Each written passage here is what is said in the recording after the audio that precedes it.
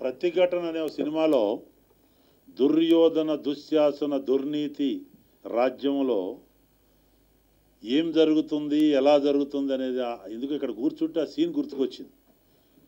సిరిసిల్ల దగ్గర నుంచి మొదలుపెట్టి అంతకుముందు జరిగిన సంఘటనలు మొదలుపెట్టి ఇప్పుడు జర్నలిస్టుల మీద జరిగిన దాడి దగ్గర నుంచి మా లీడర్ జానారెడ్డి గారు చెప్పిన పైశాసికస్తం పరాకాష్ఠకు చేరిన నేపథ్యం, షబ్బీర్ అలీ గారు చెప్పినట్టు అహంకారం నెత్తికెక్కిన నేపథ్యంలో 2019 స్క్రిప్ట్ ముందే తయారు చేసుకొని మొట్టమొదటి ఇనాగరేషన్ నిన్నటి ప్రెస్ కాన్ఫరెన్స్ ఆయన జెండా ఆయన యొక్క ప్రజల యొక్క ఎజెండా ఇదే కాబోతుంది.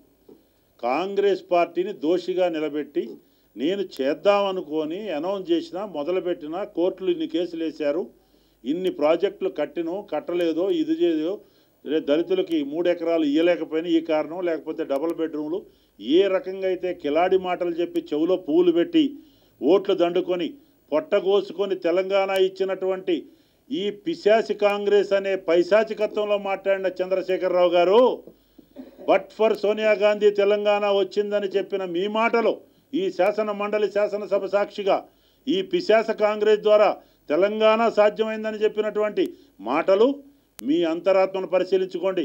క్షమించరు. 1200 మంది అమరవీరుల త్యాగం సాక్షిగా ఆ అంతరాత్మ సాక్షిగా నువ్వు మాట్లాడు. ఏం పట్టింది? ఎవరు పిశాసి? ఏమైనా దెయ్యాలు తిరుగుతున్నాయా? ఏమైనా గాలి పట్టిందా ప్రగతి భవన్లో? ఏం మాటలు? ముండమోపి వ్యవహారం అని వితంతువుల్ని కించపరిచావు, నా కొడుకులని మాట్లాడటం, ఇతర పార్టీలను మాట్లాడావు. ఏం భాష ఇది?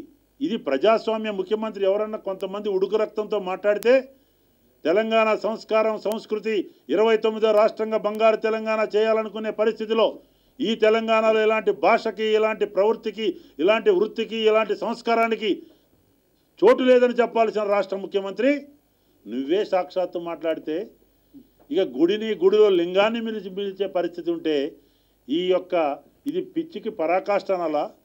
ఈ యొక్క పైశాచికత్వం జానారెడ్డి గారు చెప్పినట్టు దీనికి పరాకాష్ఠనాలా? ప్రజలే నిర్ణయిస్తారు. నువ్వు గొప్ప కాదు, నేను గొప్ప కాదు, ఇంకెవరు గొప్ప కాదు. ప్రజాస్వామ్యం గొప్పది, ప్రజా కోర్టు గొప్పది. కోర్టుకు పోయేటోళ్ళందరినీ దోషులు చూస్తున్నావు. న్యాయ వ్యవస్థని ఈరోజు కించపరిచావు. ఇవాళ భద్రాద్రి కానీ వేదాద్రి కానీ ఇప్పుడే చెప్పారు మీ ప్రభాకర్ రావు సాక్షిగా, ఇదే మేమందరం పోయినాం. అక్కడ భద్రాద్రికి ఫీల్డ్ విజిట్ మాకు 300 మంది అక్కడ ఎంప్లాయీ తీసుకున్నారు. వాళ్ళ భవిష్యత్తు ఏంటి, సబ్ క్రిటికల్ టెక్నాలజీ కేంద్రం యాక్సెప్ట్ చేయకపోతే అని మేమందరం సహకరించినవే. ఎవరో విశాఖపట్నంలో ఒక మురళి సబ్జెక్టు కరెక్షన్ ఒక NGO పిటిషన్ వేస్తే కాంగ్రెస్ పార్టీయా? అన్నిటికీ కాంగ్రెస్ పార్టీలో గాటగట్టి ఈరోజు ప్రాజెక్టులు అడ్డుకుంటున్నారు. 2013 ప్రకారం చట్ట ప్రకారం మాకు న్యాయం చేయండి అని చెప్తే ఇవాళ పైశాచిక ఆనందం ఎంత దూరం పోయింది మా జానారెడ్డి గారి కాన్స్టిట్యున్సీలో. జవహర్లాల్ నెహ్రూనైతే మీరు కించపరిచారో, ఏ ఇందిరాగాంధీనైతే కించపరిచారో, ఆ జవహర్లాల్ నెహ్రూ వేసిన ఫౌండేషన్, ఆ ఇందిరాగాంధీ మొదలుపెట్టిన నాగార్జున సాగర్ ప్రాజెక్టుకి గులాబీ రంగేసి నాట్యం చేసినటువంటి నీ గులాబీ దళం యొక్క పరిస్థితి అది నువ్వు కట్టినట్టు చెప్పుకునే పరిస్థితా? శ్రీరామ్ సాగర్ ఇవాళ పోయినావు, ఏదో రీడిజైన్ చేసి నేను మొదలు పెడుతున్న 10వ తారీఖు అని చెప్తున్నావు. ఎప్పుడు శ్రీరామ్ సాగర్ ఎవరి గురించి వచ్చింది? పాలేరులో వాటర్ నికర జలాల మీద భక్త రామదాస్ కట్టి మా ఏరియా మొత్తం ఎండిపోయే పరిస్థితి ఉంటే దానికి ఎలకేషన్ లేకుండా కట్టావు, అందరూ బతకాలని చెప్తుంటే చెవులో పూలు పెట్టే కార్యక్రమం చేసి డిజైన్లు కాంట్రాక్టర్లు రాజ్యం నడుపుతూ ఎస్టిమేషన్లు రీఎస్టిమేషన్లు లక్షలాది కోట్లాది రూపాయలు పెంచుకుంటూ పోతుంటే అడుగుతున్నందుక ఏందండి ఇది? ఎక్కడ ఒక ఉద్యోగం వచ్చిందా? ఎన్ని నోటిఫికేషన్లు ఇచ్చారు? ఎన్ని రద్దయినాయి? నిరుద్యోగుల ఘోష, నా నీళ్లు, నా నిధులు, నా నియామకాలని చెప్పిన తెలంగాణలో శ్రీకాంతాచార్య లాంటివి చేసినట్టు త్యాగం ఎటుపోయింది? మీరు కాంగ్రెస్ పార్టీని తెలంగాణ పక్క రాష్ట్రం పోతే సోనియా గాంధీ కడుపు కోసుకొని ఒక పక్కన తెలంగాణ ఇస్తే మమ్మల్ని పిశాచుల కింద ఎక్కడండి? ఇదే సంస్కారం? తక్షణం నిజంగా హోందాతనం ఉంటే క్షమాపణలు చెప్పాలి తెలుగు జాతికి. తెలంగాణ త్యాగాల సాక్షిగా ఉద్యమం చేసిన అందరి మీద పెట్టి గుడ్డగాలుస్తారా? ఇదే మీరు చేసేది? ఇదే మేము ఊహించింది?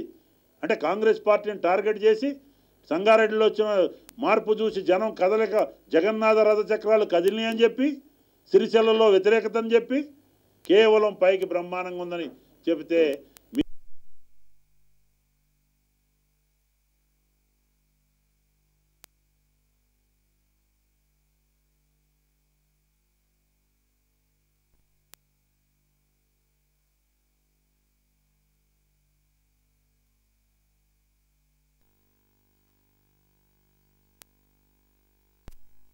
ఎవరిదండి తెలంగాణ?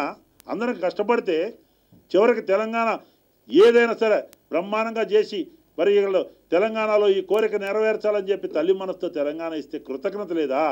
ఆ రోజు ఇంటిల్లిపాదిగా సకుటుంబ సమేతంగా సోనియా గాంధీ గారి దగ్గర పోయి ఆశీర్వాదం తీసుకొని కృతజ్ఞతలు చెబితే అప్పుడు దేవత కనబడి ఇవాళ మా నాయకత్వం మా పార్టీ పిశాచికి కనపడదా? ఏం మాట్లాడండి ఇది? మీకంటే ఎక్కువ వచ్చే మాటలు. దగుల్బాజీగాళ్ళు, దగాకోర్లు ఏమిటి? ఏది పడితే అది ప్రాష. ఏదో ఉద్యమం టైంలో మాట్లాడడం అంటే అర్థమైంది.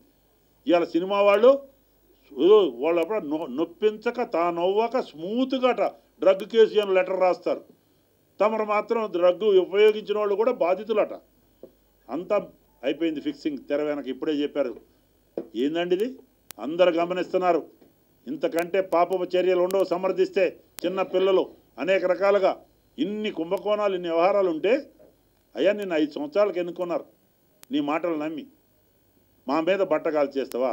మేమట 10వ తారీఖు తర్వాత రోడ్ల మీదకి వచ్చి అంటే పిశాచులుగా మీరు చేర్చుకున్న గుత్తా సుఖేందర్ రెడ్డి, భాస్కర్ రావు, పువ్వాడ అజయ్, రెడ్డియా నాయక్, మా అందరూ ఇప్పుడు డి శ్రీనివాస్ గారు, కేశవరావు గారు అధ్యక్షుడు. ఎక్కడి నుంచి వచ్చారండి వీళ్ళంతా? నీ పార్టీకి వస్తే దేవతలు అయిపోతారా? మా పార్టీలో ఉన్న ఎలక్ట్ అయ్యి ఇప్పటికే టెక్నికల్ రికార్డు కాంగ్రెస్గా ఉంది, ఎమ్మెల్యేలు ఎమ్మెల్సీలది. మరి ఎందుకు పిశాచుల్ని పెట్టుకున్న పక్కన నువ్వు అనే పిశాచుల్ని? నీకేమాత్రం సంస్కారం అందరూ పంపించాయి. ఏం మాట్లాడేది? అంటే నీ దగ్గరకు వస్తే గంగలో మునిగినట్టు మొత్తం పవిత్రమైనట్టు, మా దగ్గర ఉంటే అపవిత్రం పిశాచి కాంగ్రెసు. స్వాతంత్రం తెచ్చిన పార్టీ ఉండొచ్చండి, హెచ్చుతగులు, అధికారం శాశ్వతం కాదు. ఇంత విర్రవేగటం మంచిది కాదు. మీరా కుమారి మీద కామెంటు, సర్పంచ్ గెలరా? ఓ సర్పంచ్ ఒక ఊరు కొంటాడు, ఒక ఎమ్మెల్యే ఒక ఏరియా కొంటాడు. మేము పోతే కాశ్మీర్ నుంచి కన్యాకుమారి వరకు ఏ రాష్ట్రం పైన 100-200 మంది వస్తారు. ఒక్కొక్కడికి ఒక నేపథ్యం ఉంటుంది. మన్మోహన్ సింగ్ గారు సర్పంచ్ అయి ప్రధానమంత్రి అయిందా? అబుల్ కలాం, ఏపీజే కలాం రాష్ట్రపతి సర్పంచ్ అయి రాష్ట్రపతి అయిందా? ఒక్కొక్కడికి ఒక నేపథ్యం ఉంటుందండి.